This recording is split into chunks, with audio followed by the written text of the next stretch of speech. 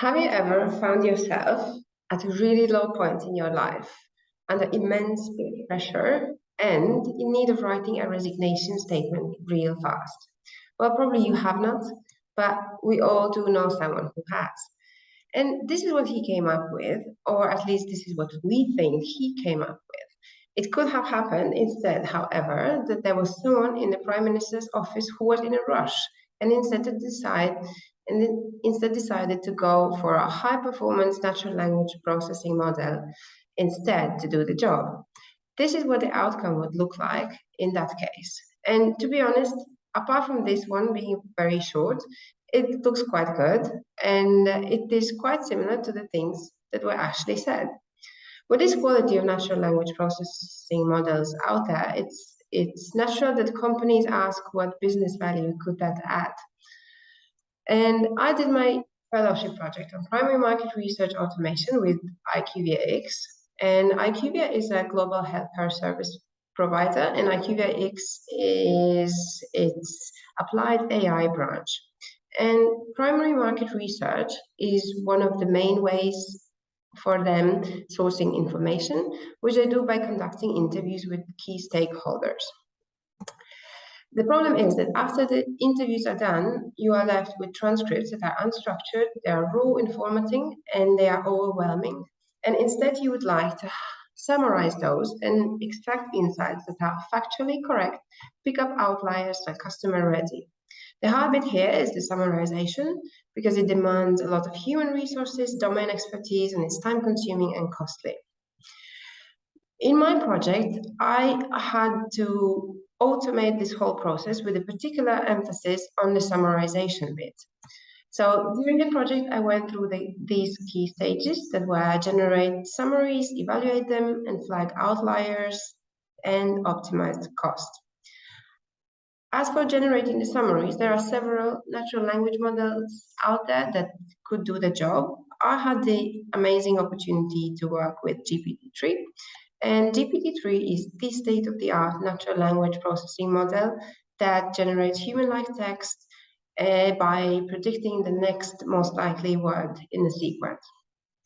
This is an example summary GPT-3 generated for this corpus of joint answers of doctors to the questions whether patients are usually involved in making a treatment plan.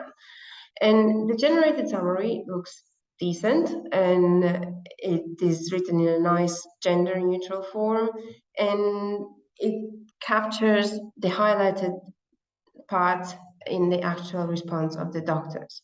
The problem is that if I were to rerun GPT-3 on exactly the same text, it would generate a different summary, and I would be left with the task to pick one that is the best. And here comes the challenge, like how to tell a good summary from a bad one if you don't want to involve any humans. To teach a machine to evaluate text similarity is extremely hard, as you can see in this example.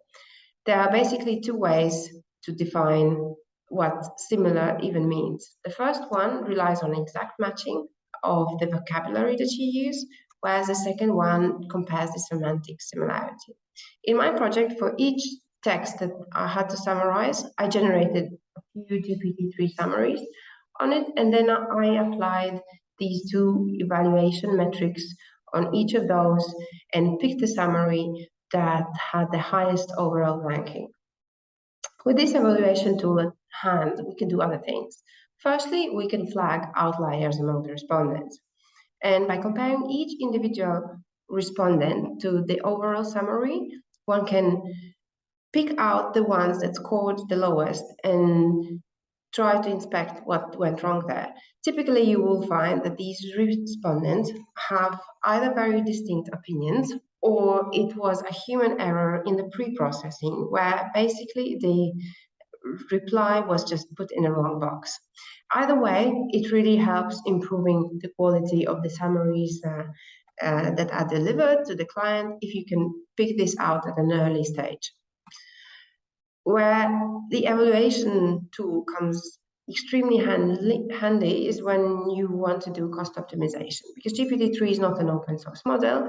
You have to pay each time when you use that. And basically, there are two models within GPT-3 that you could use for text summaries, DaVinci and Curie.